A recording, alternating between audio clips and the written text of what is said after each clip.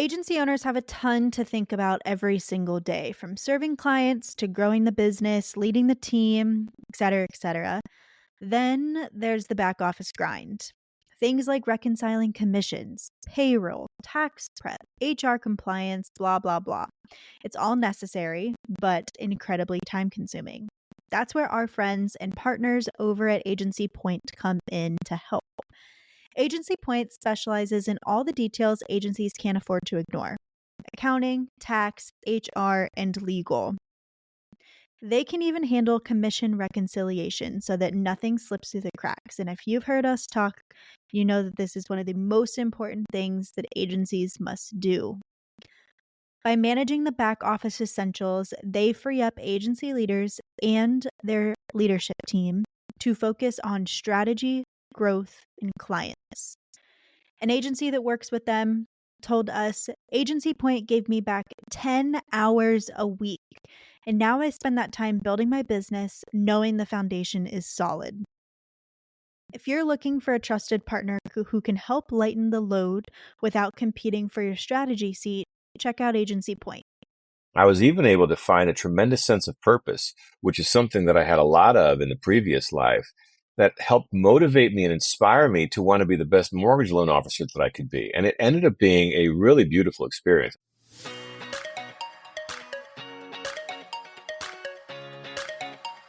Welcome to the Insurance Refocus podcast, where we're highlighting real agent stories and how they are innovating to respond to the changes and challenges happening in the independent insurance industry. My name's Lindsay, and I can't wait to introduce you to my amazing co-host, who just so happens to be my mom, Carrie Wallace. Mom, how you doing today? I'm having a great day, Lindsay. It is beautiful here. And we currently have our house listed. We had a bunch of people come through our house today. I'm feeling pretty good. Like, this might be the best day of the week for me. I don't know. How about you? How are things in your world? I am doing great. It was a beautiful day. I got to work outside. I am starting to learn our valuation process, which will be super, super helpful. But it is a lot of staring at spreadsheets. I will tell you what. A lot of spreadsheets happening in the world of Lindsay today. Welcome to my world, Lindsay. Come over to the dark side. It's really, really nice. The water's great. You can come on in. It's amazing. But you must work for someone really nice if you're allowed to sit outside and work. Wow, look at you. Okay, pat yourself on the back a little bit more than You know what? We have a treat today. I absolutely love when I get to meet incredible people. And most of the time I get to do that when I'm speaking. But in this case, we actually met an incredible person when we were investing in ourselves to learn. Today we have an amazing person that actually made me rethink how I make judgments on so many things in my life. And I didn't even know I was doing that. We have our good friend Cujo. Cujo, welcome to the show. Thank you, Carrie. So great to be here. Thank you so much for having me. I'm so excited about this. And hello again, Lindsay. It's great to see you again, too. So great to see you. You know, Cujo, when we did that training, we came back so excited to the team. It has really changed a lot about how we operate and how we receive feedback from the team as well. So it was really impactful for our organization, the training that we went through with you. So I wanted to start out by saying thank you. You are so kind, and you certainly know how to make somebody feel welcome, even in a virtual environment like this. That is probably the nicest thing that I've heard all week. Thank you very, very much.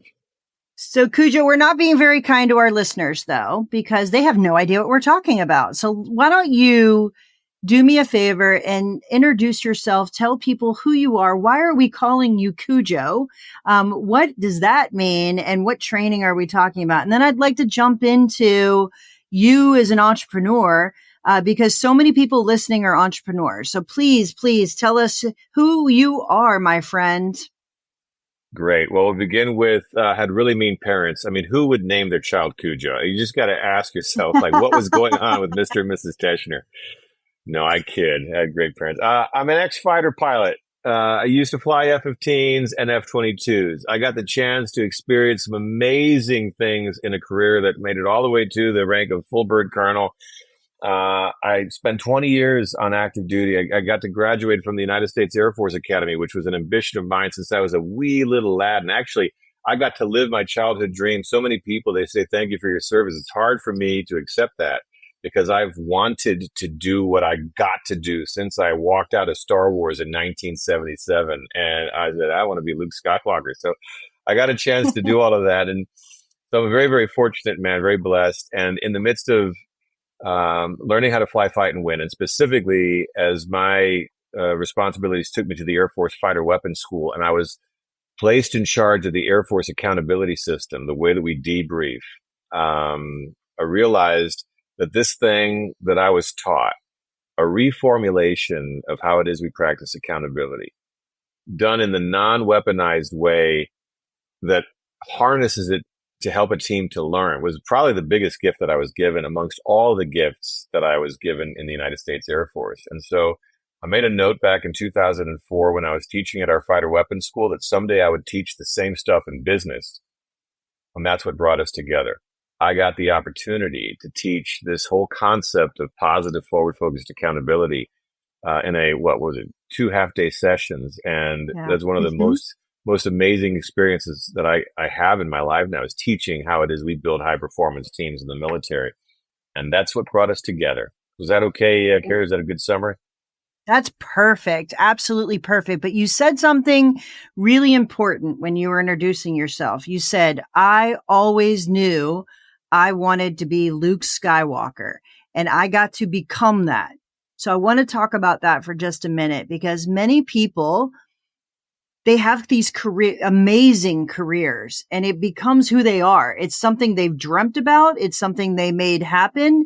And then when they get to a point where maybe something happens and it's time to move from one career to another, it's difficult to envision yourself anywhere else but where you are. That's not what you said. You actually said, while I was in this space, I could see myself doing something else. Was that always the case, Cujo, or is that something that took some time? Yeah, it was never, I mean, I'll tell you, you mentioned entrepreneurship. Like, I was blissfully unaware of what it takes to be a business person, what it takes to run a company, how important that is to our economy. I was blissfully unaware of all of these things. I was just happily out there, minding my own business, doing some defense stuff. But I did become aware of the complexities of leadership challenges when my then girlfriend, now bride of 20 plus years, was working at a company that she loved and had a really bad experience with a leader who was not qualified to lead, and explained that not only did she not love where she was any longer, but was thinking about leaving. And I thought on this, and I'm like, I don't know that organization, the one that she was with, knows how to build leaders. I feel like from everything that she was sharing with me, that they would take somebody who was a technical expert, and when there was a leadership deficiency, promote them into the leadership position, hoping that they would bring enough like innate intrinsic leadership with them. And I said, I know that there's a better way because we're doing it. So the seed was planted in my mind that someday this thing that I was able to do, teaching high performance teamwork and really teaching leadership, would be something that I might want to take on. But I never got beyond that would be a cool theory until my hand was somewhat forced. Okay. So it was just a nice idea that was floating around in 2004. But my primary passion was flying high performance fighter aircraft, which is something that I wish that I could still be doing today. Heads up to our listeners, I'm not doing that today. Okay. I love that you said you were just minding your business over here. Like, I don't know how to run a business, but I'm sorry. Did you say you were full bird colonel? I don't think you were minding your business over in a corner somewhere. Let's just be clear here, Cujo. I appreciate that, but that's not quite what you were doing. So we had some time to talk when we took this workshop with you, which I agree, Lindsay, was probably one of the most impactful things that I've gone through as a leader, to really look at myself and ask myself, am I truly leading in the best way that I can? Am I truly approaching and leading my team in the way that I'm proud of? And if I'm not, this gave me the opportunity to rethink it. But I was thinking about this. Like I grew up with a dad who was in the Army, and I had two uncles, one that was in the Marines, another one that was in the Army. And we are no foreigner to what it's like to live in a military type situation. I was sharing with someone else on a podcast that I went to 12 different schools. Like, you learn to adapt very, very quickly when you're in the military life. But here's what I know about my father's experience, my uncle's experience. My uncle was the highest enlisted rank you could be in the Marine Corps. Like, he lived, breathed, and ate the Marine Corps. So the Marine Corps birthday was just passed, and every time that happens, I think of him. And he was a drill sergeant. He was, but he loved to teach. His second career was teaching because he didn't know any other way, right? So my question to you is, you leave this very structured lifestyle where it's probably the most structured thing I can think of. And now you're in a career that maybe is not as structured. I'm sure you make it structured, but what is that like for you? Like, what? And you also said your hand was forced. So if you're willing, tell that story, and then how you went from one environment to another and found success in both. Okay, great. Well, first of all, what a magnificent family background, like truly. And I remember us talking about this, and just such amazing Yeah. teammates on the family front. Like, nicely done, everybody. Though we're missing some Air Force members there, but we'll We talk are. about that I agree. Yeah. offline. Yeah. So we'll talk hand forced, and then we'll talk about the structure piece. So I was happily marching along, doing my thing as an Air Force guy with a vision towards I'd like to stay in the Air Force for a while. And everything was going exactly according to the vision until I was diagnosed with colorectal cancer. And the diagnosis was an interesting thing. I had some symptoms in 2013 that caused me to talk to my wife, and she suggested I talk to a doctor. And the first doctor was like, "You're fine." And the second doctor was fine. I'm like, "I'm fine." And my wife's like, "That's not true. You're not fine. Got a third opinion. Go get a colonoscopy. Wake up. Doctor says, hey, I found a tumor growing in your lower colon that I suspect has been growing for a decade." Mm. And it was interesting that he said that. Because the first time that I'd had these symptoms was a decade prior. Oh, But wow. that was back when I was indestructible and I didn't have time to be sick. And I was a new instructor at the Air Force fighter, the original and best fighter weapon school, the Air Force version. And so I didn't tell anybody. I didn't tell anybody about these things. Mm. We're talking like young. I mean, I'm 40 when all this stuff goes down, 30 when the original symptoms come out. So like, I mean, who would have really expected anything to come from that? But the German doctor that diagnosed me, he was pretty spot on, very precise, very, very precise over there in Germany. Anyway, I remember the first thing that happens from my wife and I, who she's there with me getting this horrible news, 6 months pregnant with our fourth child, history of miscarriages. So, I mean, you might imagine the tidal wave of badness that's hitting us instantaneously and what that might do to the little kiddo. Happy to report that little baby Steven is healthy, good to, he's no longer, he's 11 years old now. But the first thing we did was we went to the bottom floor of this facility in downtown Stuttgart. There's a cafe there, and we went to lunch. And you might be wondering, listeners, like, why on the heels of such a devastating diagnosis would the first thing you do be go to lunch? And the answer is, if you've had a colonoscopy, you know how devastatingly hungry you are. So I was not about to die hungry. My wife, she's 6 months pregnant. She's also always hungry. So like, it just made sense. But it was an interesting place because nobody was there. It was like 3:00 in the afternoon ish. And after we placed our lunch order, like things just happened naturally. And the first thing that happened to me naturally was I looked my wife in the eyes and I said, I just want you to know one thing, honey. Our story just got better.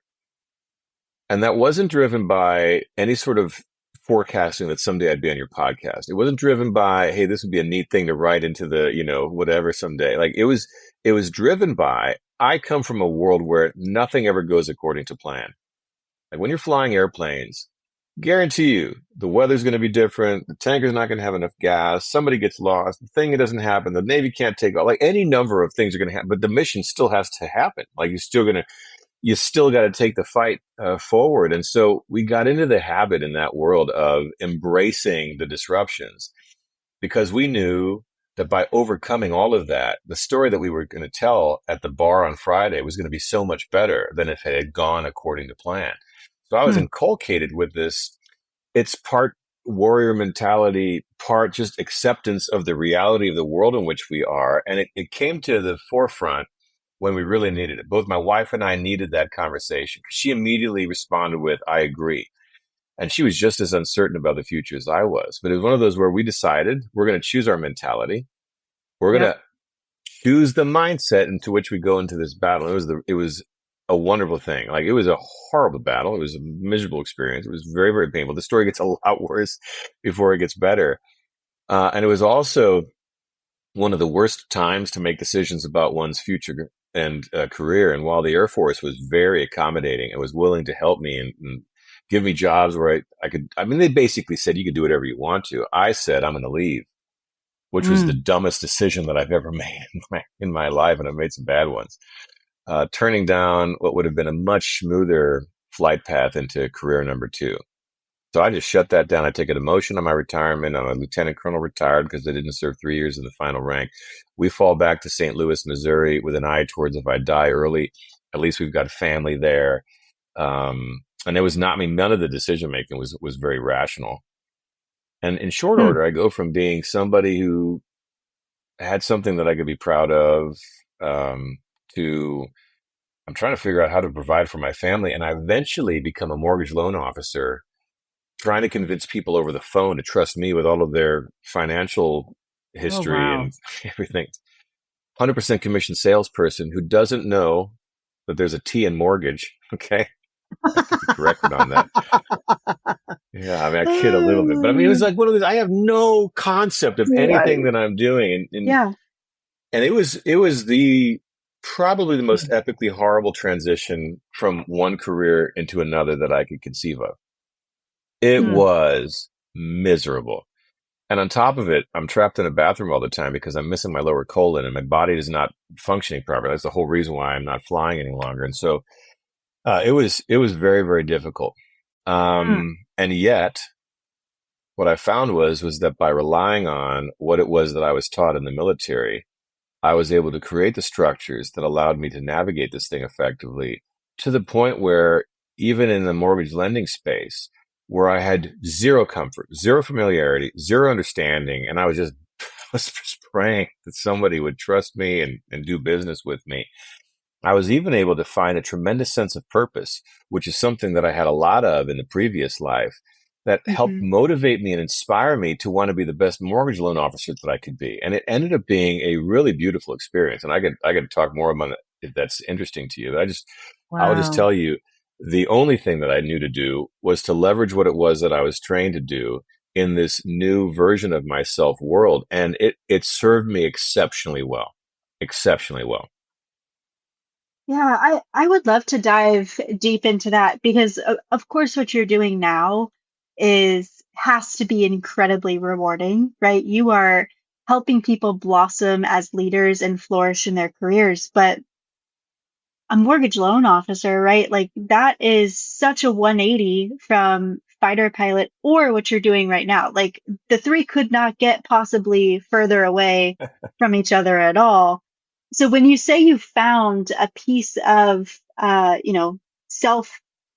self-rewarding, in that, what was that like? Good.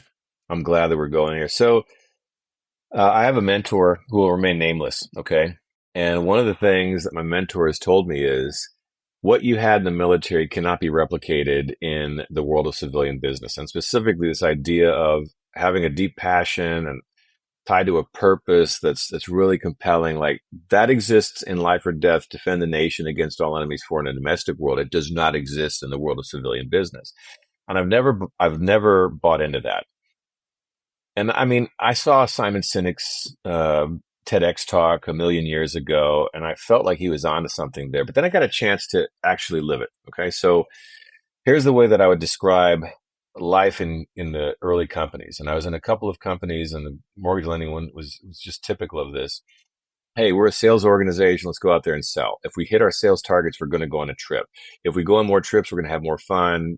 You know, it's all about numbers, bottom line, money, money, money, money, money. You got to grab as much money as you can, which I understand. I mean, money makes the world go round. It's, you know, necessary for our economy to function, et cetera. Like, but I never felt like in that world there was anything that was truly satisfying beyond the acquisition of material wealth and the spending of said wealth on things. And that was counter to the way it was in the military. I mean, for sure, you don't join the military to become wealthy. Okay, depending on what your rank is, you might have a comfortable life. But I mean, we still have. I mean, military members rely on food stamps, SNAP benefits in order to be able to make ends meet, Yep. because it's you at the lower rank structures, you're not making a lot of money. If you got a family, it's a tough thing to do. So then why would you, in an all volunteer force, go and do this thing? Well, I mean, unless the judge forced you into it, like you went there because you saw that you were doing something bigger than you. Mm-hmm. All right. So we take and apply that to the mortgage lending space. I got paid a micro percentage of the value of the loan. And so the kind of the theory there was, go get a bunch of huge loans so that you can make more money. Go find people that have huge houses and big loan amounts and refinance those, and off we are to the races. But what I found was, over time, and it took a little while to recognize this, over time, the most compelling loans that I closed were the ones that were for the least amount, but had the most meaning tied to them. Like there was an elderly couple with, we'll call it an $85,000 loan, maybe a little bit less than that. And there were so many things about it that like nobody would touch that because it was most likely not going to get approved, and it was going to waste a lot of time. And at the end, it was only going to net you a couple $100. And so why would you even go that route? So I'm working on this thing. It takes 4.5 months to get to the finish line. Typically, good loan, 30 days, right? 4.5 months to get to the finish line on this sucker. But here's the deal. The elderly couple whose house we refinanced, had zero disposable income under the previous loan. Like basically just surviving. Just couldn't do anything, couldn't go anywhere, couldn't buy anything because every dollar that came in went to pay the bills. When we closed that loan, when we refinanced that sucker, they suddenly had some disposable income that allowed them to live again. And though it netted me, and I mean, I can't remember the exact amount, $256 to Team Teschner. Lots of kids, by the way, milk's expensive. That wasn't going to pay the bills. The way that it transformed that couple's life was like stunningly amazing. And I remember thinking, there's a lot of purpose associated with this thing. And what we're here to do isn't necessarily to gather as much wealth as we can. We're here to use this instrument called the mortgage loan to transform people's lives. There was somebody else that came in, single mom daughter with 3 kids, diagnosed with stage 4 cancer, no hope in the United States. Well, somebody in some other country was offering some experimental treatment that gave that family hope. So the father comes in and refinances the loan to be able to pay for this thing, because of course insurance isn't going to pay for that, right? So you think about this as a guy with a cancer diagnosis under my belt. I'm like, that's something that I can get behind. Yep. And I need to find the people out there who have a desperate need that this mortgage loan thing, this tool, can support. And if I can do that, I suppose that the money will follow. But like the good that we're doing is unquestionably good. In fact, maybe even better than the good that I did in the last life. And it was so amazing to me. Yeah. And that purpose orientation, that's what drives you. Absent that, you're just here to clock in, clock out, and collect a paycheck. Armed with that, you care deeply and you give your all. Yeah. Right? Mm-hmm. Yeah. That's just special, right? We happen to work with a lot of independent insurance agencies who find a very similar value to helping their clients. And we personally find a lot of value out of helping small business owners that are independent insurance agents understand their asset that they're building. And while they're helping their community, we're helping them, right? Like, it's like helping on helping on helping, you can only get better and support more people into making better life choices for themselves. So that is super special. I love that we went down that path together. That I love that. I think if you can't find that passion, it's just a job, and it shows in every way you approach it. It shows in the way you talk about your clients, you talk about your coworkers. I think it actually shows in every part of the way you live your life, to be quite honest. If you're going to spend your time doing something, you better believe that it's bigger than you, or else why spend your time doing that, And I think about it a lot, Cujo, to be quite honest with you, because I'm in an area where money, I mean, when you said it's money, money, money, money, money, well, think about what we do. We help agencies maximize the value of their agency, acquire other agencies, and maximize when they're looking to exit. But that's really not what you're going to hear me say. Like, yeah, on paper, that's what it is. But what it really is provide for their family and feel good about the legacy they leave behind, whatever that is. And if that means selling to the next generation, fantastic. We're going to make it as easy and seamless as we possibly can to set up that next generation to carry on and be successful. If that means exiting externally, you need to find the right person that's going to take care of your customers the way that you're proud of and you can hold your head high and navigate that, because you do it once. We see it multiple times, but it's not, how do I get the biggest payout? That is, my structure is nowhere near that. And I feel great about that, to be quite honest. Just like you feel great about, I didn't find the biggest mortgage. I found the people who needed someone who cared. That's really the reality, right? So, but 100%. I will also say though, it's really hard to think you went from a very, different, exhilarating role to something that you had to probably work hard to find that. It's not like it hits you day one, right? Like there's a transition that has to happen. And many people, I changed careers too. Like you have to find your footing. And I think it's important that you surround yourself with the right people to help find your footing. So let's talk about, and if you can't do that, I think you stay too long necessarily in where you are and might not be able to find your way to the next thing. So let's talk about how do you think people struggle with making that connection? Because what we're talking about is not an easy thing. Like I'm making it sound like it's an easy thing. And I think it's great when you find it, but how do you help another leader that maybe hasn't found that purpose and find their way to it? Is that something that you have some experience in the consulting that you're doing now? Yeah, tangentially, and I say tangentially because I found some pretty cool resources that assist us with this. But I'll go back one step, if I may. Just one other thing, because everything you said was perfect. But also everything that you said was perfect and built upon a foundation of, I have watched families who have operated absent insurance, who, when the tragedy hit, had nothing available to be able to deal with said tragedy. And that was compounded then to an X level tragedy because there were no resources to assist. So what it is that you're doing is actually really, really, really, just the industry as a whole is so important. And I wonder how many people are marching along out there blissfully unaware of how ill prepared they are for the contingencies that might hit. And I remember when my father passed away, it was a sudden thing, probably according to the first responders, a heart attack while driving down the highway. It's a pole ejected from the car, done. Game over right then and there. And as we were driving back to New Mexico from St. Louis, my wife and I are like, man, what happens if we have that experience? And I mean, the first call we made was to our insurance agent to start becoming a little bit more comprehensive in how it was that we were thinking about what we're doing. So I reinforce everything that you said. Plus, the industry that you're in is so mission critical to dealing with the natural state that we're in life, and so we can never forget that either, right? It's very, very important. Totally agree. All right, totally agree. Yeah. Then to the transition piece.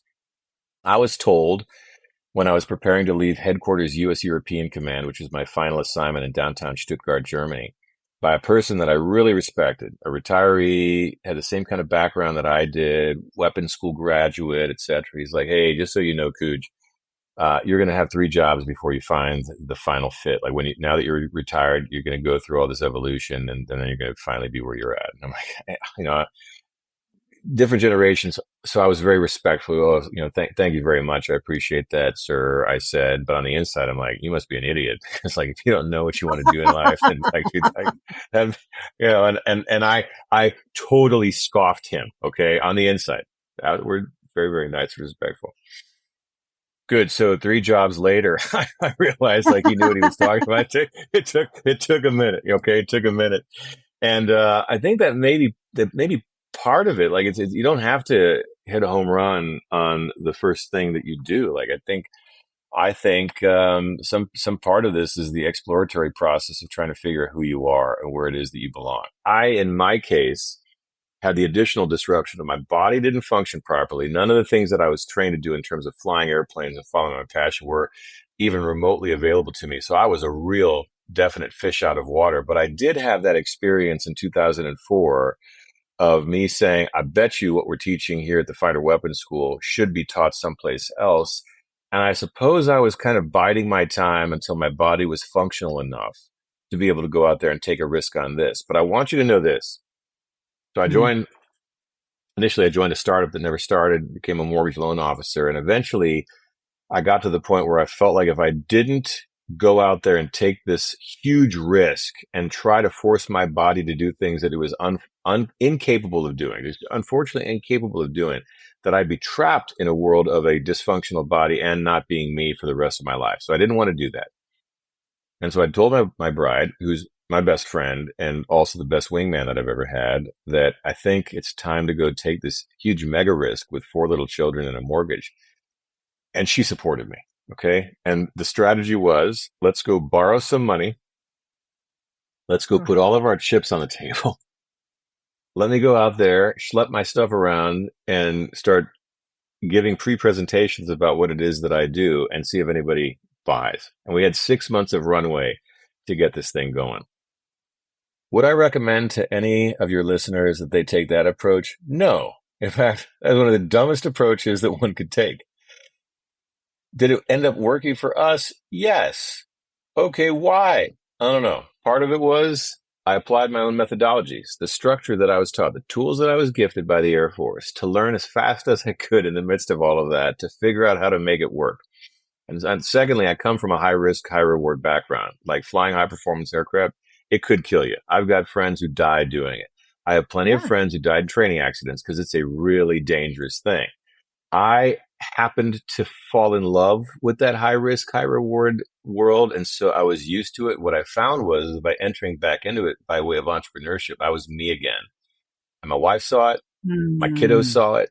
And that was a really good thing. So I went from guy suffering from GI issues all the time to, hey, I've got kind of my mojo back. And my wife was even willing to risk the entire financial fortune of our little family to get the mojo back. And it worked. Now, for the more discerning listener who doesn't want to take that degree of risk and probably thinks me as somewhat of a fool for how I went about it, there is a resource out there that I've come across. It's written by Simon Sinek's team.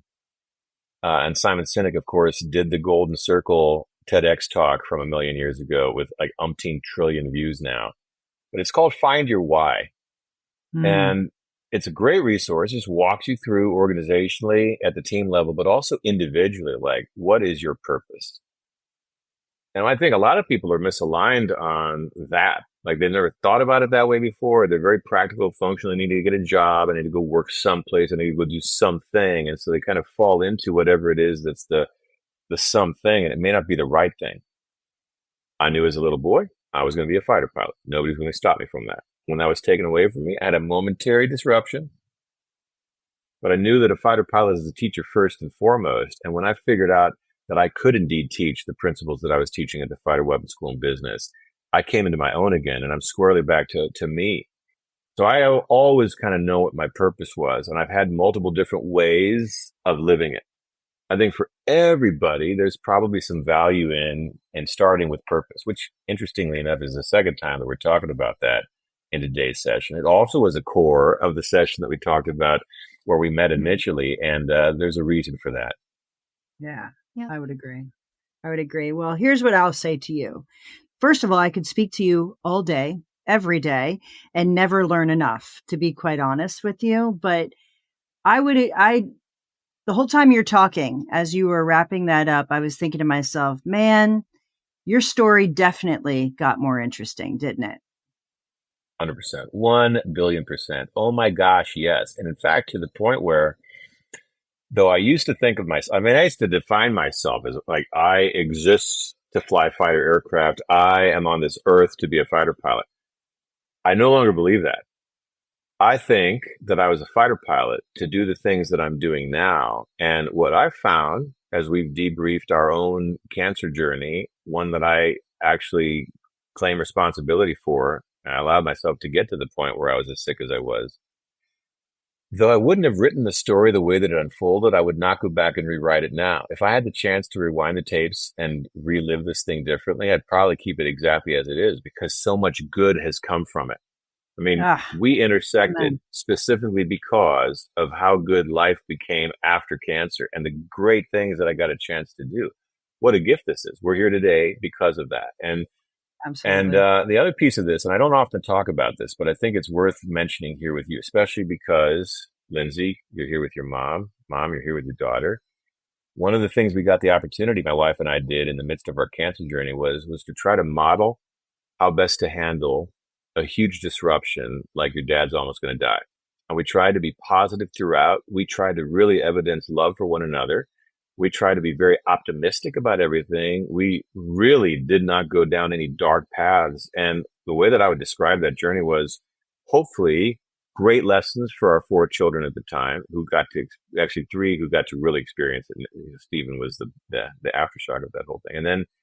And then in the process, build a stronger family team. Like we got so much tighter because of how this thing goes. And if you study folks that have been through major medical problems, like a lot of times it's splitsville as a result of it because of all the horrible stress and all the horrible pressure and all the bad things that come from it. So multiple reasons why I think there was so much good here and I'm grateful for it all. Yeah. You know, your story is amazing. And I think that people listening and you're facing disruption, whatever that looks like inside your world, I think the way you approach disruption determines your success on the other side. There's just no 2 ways around it, right? And I'm confident your kids learned a great deal from watching both you and your wife because, you know, as they grow up and they realize what it was you were actually facing, I think kids don't understand that until they become adults and they reflect on, you know, have the perspective to be able to reflect on that. Man, I can guarantee you they're going to be incredibly proud of how you guys handled that in the example you set. What an incredible gift you gave to them. Truly. So well, and I would turn right back around and think, you know, what an incredible gift that I was given by the United States Air Force to be equipped to be able to lead through disruption, right? I mean, that was a standard thing we did. I remember that one of the very first combat missions I ever went on as a young wingman, and I'm going out there, I'm kind of scared. You know, I mean, we're doing some scary stuff. I'm kind of scared. And I go out there and the guy that's leading me is my squadron commander, a gentleman by the name of Vinny DeFranzo, my squadron commander. And one thing that I noticed about his leadership when we were flying in hostile skies, he was calmer on the radio and he projected that everything's going to be okay. Back home, may have been like very fast on the radio, maybe talking about, but in a hostile combat setting, his voice dropped a little bit. And when he said things, it was very smooth. Hey, everybody, let's turn left now. Okay. And what that did was it told me we're going to be okay. And I needed that. Yeah. What a gift in a really, really pressure packed environment to watch an outstanding leader lead me effectively. And I can tell you this, it was always my ambition. If I ever got the chance to lead in the Air Force, to be half as good as the leaders that were appointed over me. That's point number 1. Point number 2, when we compare the disruptions that we're up against the rest of the things that are out there, I mean, you can pick what tragedy in the world that's unfolding right now you want to compare your life to and realize how good you've got it no matter how bad it is. I mean, there's just no comparison. I think back to my grandparents. I mean, they were in Zagreb, Croatia, as Stalin's forces are marching westbound. They got two options. One, stay here and become part of the Soviet Empire. Two, take a risk, go by foot to Munich, hope that you can rejoin as a family someday, because you got to go separately, because if you're captured together, you're probably going to be killed. Go there, hope to rejoin without cell phones, without any sort of address. Like whoever gets to the main train station first waits there from noon until 1 every day. That was the rejoin plan for my grandparents. My grandmother had 3 kids under the age of 4, twin 2.5-year-olds, and they're going by foot through the mountains Wow. trying to figure this. I mean, like, Wow. okay, yeah, I had a medical issue and I lost my job. Yeah. They had Yeah. their entire everything that they're going to have for the rest of their on their backs, hoping to not be killed. Like, okay, I mean, comparatively speaking, life is good, right? Life is pretty Definitely. darn good. I can tell you that for sure. And like we said, people want to hear what we have to say. And, you know, they pay us to hear what we have to say, which is amazing. Like life is It is pretty darn amazing. good. Yeah, it's fantastic. 1 billion%, Well, yes. Yeah. Well, Cujo, I want to thank you again for the impact that you made on our team and that entire room in North Carolina. I feel very blessed that I got to know you there. I love watching what you do. If anybody wants to know about, first of all, if you haven't read it, you should pick up the book Debrief to Win. It's one of the best books to think about yourself as a leader and how you approach, really working through any kind of challenge or any kind of project with your team. You should pick up the book Debrief to Win. We'll put it in the show notes. And Cujo, I hope that our paths cross. I really hope that I continue to get to learn with you and from you. And I very much appreciate you coming and sharing your story on our podcast, because I guarantee people are going to rethink what disruption looks like in their world and how they respond to disruption in a different way. So thank you so very much. Wonderful. Carrie, thank you. Lindsay, thank you. Always a joy to be able to work with professionals and to share a little bit about what we're all doing, great things in the world. And to everybody that's out there listening, I mean, today may be the day that you needed to hear this. And just know this, you're not alone.